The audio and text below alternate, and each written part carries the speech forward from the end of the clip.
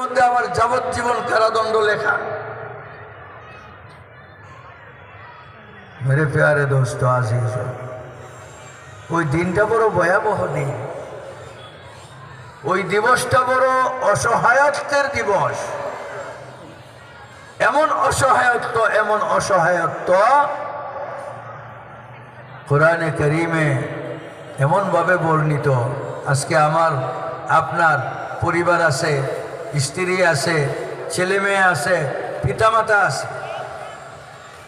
তাদের সুখের জন্য, তাদের জীবনকে সাবলীল করার জন্য, তাদেরকে এস্টাবলিশ করার জন্য আমি আপনি সকাল থেকে সন্ধ্যা, সন্ধ্যার থেকে সকাল খেটে বেড়াচ্ছি কিনা বলেন? এই যে আমরা এখানে যে কয়জন আসলাম, আশা ছাড়া আশেপাশে অনেক